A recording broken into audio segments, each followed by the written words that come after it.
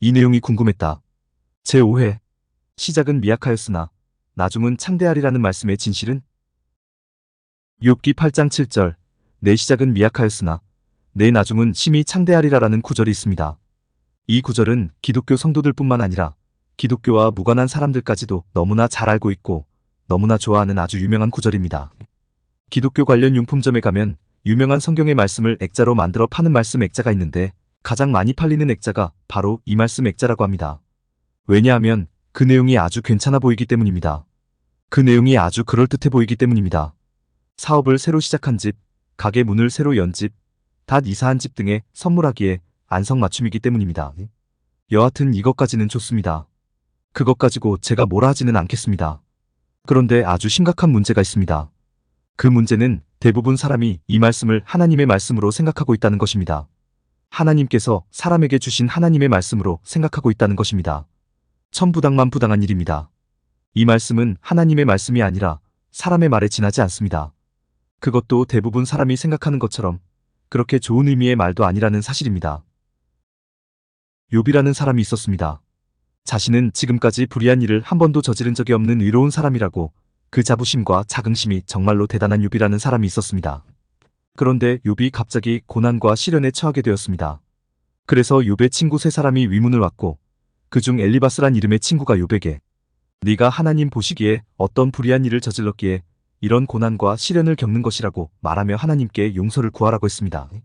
그러나 욥은 엘리바스의 권고를 거부했습니다. 왜냐하면 자신은 단 한 번도 하나님 앞에 불의한 일을 행한 적이 없다고 생각하기 때문입니다. 자신이 겪는 고난과 시련은 하나님의 착각, 하나님의 실수, 하나님의 오해로 빚어진 일이라고 생각하는 욥이 엘리바스의 권고를 받아들일 리는 만무했습니다. 그때 나선 친구가 빌닷이라는 이름의 친구였습니다. 빌닷은 네가 아무리 의롭다 하더라도 너의 자녀들은 그렇지 않을 거라고 말합니다. 너의 자녀들 중에 분명히 누군가가 불의한 일을 저질러서 네가 대신 이런 고난과 시련을 겪고 있는 거라고 말합니다. 그러니 자녀들을 대신해서 하나님께 용서를 구하라고 말합니다. 그러면 하나님께서 용서해 주시고 다시 일으켜 세워주실 것이라고 말합니다. 단번에 풍요롭게 살던 과거로 돌아갈 수는 없겠으나 차츰차츰 좋아질 거라고 말합니다. 그 말이 욥기 8장 5절로 6절.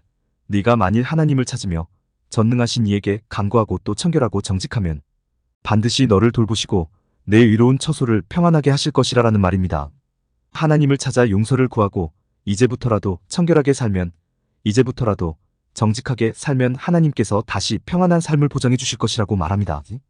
그리고 덧붙이는 말이 비록 하나님께서 회복시켜 주신다고 해도 순식간에 과거처럼 돌아갈 수는 없겠지만 시간이 지나면서 차츰차츰 좋아질 것이라는 말입니다.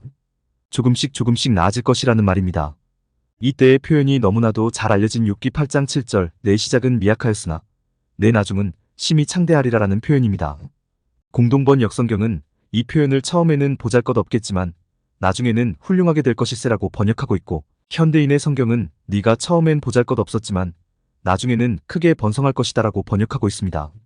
하나님의 말씀도 아닐 뿐더러 그 의미도 그동안 우리가 생각하고 있던 의미와 많이 다르다는 것을 쉽게 알 수 있습니다. 그런데 대부분 사람은 이 말씀을 하나님의 말씀으로 오해했던 것입니다. 의미는 안 보고 겉만 본 채 말씀 액자로 만들어 가정에, 직장에, 사업장에 걸어두기까지 했던 것입니다.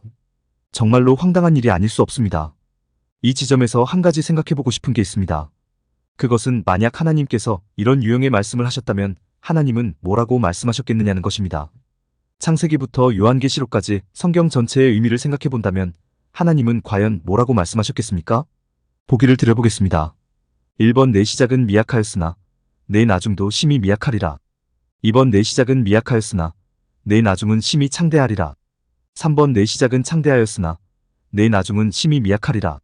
4번 내 시작이 창대하였듯이 내 나중도 심히 창대하리라. 몇 번이 정답이겠습니까? 4번이 정답입니다. 하나님은 사람의 시작도 창대하였듯이 사람의 나중도 창대하리라고 말씀하십니다. 창조 때 하나님은 하나님의 형상과 모양에 따라 사람을 지으셨습니다. 사람을 인격자로, 권세자로, 자유자로 지으셨습니다. 사람의 시작이 아주 창대했다는 의미입니다. 그런데 창대했던 사람이 하나님을 부인하고 하나님을 떠나 미약한 죄인이 되었습니다. 이런 미약한 죄인을 예수 그리스도의 십자가 사역을 통해 하나님께서 구원하셔서 다시 창조 때의 사람으로 회복시켜 주셨습니다. 즉 사람이 다시 창대해진 것입니다. 그래서 하나님이시라면 내 시작이 창대하였듯이 내 나중도 심히 창대하리라라고 말씀하시는 것입니다.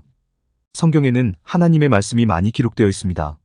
그러나 하나님의 말씀만 있는 것이 아닙니다. 사람의 말이 제일 많고 심지어는 동물과 사탄의 말까지도 있습니다. 이것을 잘 구분하셔야 합니다. 그렇지 않으면 진리를 발견하기는커녕 기독교가 순식간에 한편의 코미디가 될 수도 있습니다. 공감이 되었다면 구독과 좋아요, 알림 설정 부탁드립니다. 하나님의 말씀을 바르게 전하는 데 큰 도움이 될 것입니다. 평등하고 공정하며 정의롭고 행복한 세상을 이루는 데 큰 도움이 될 것입니다.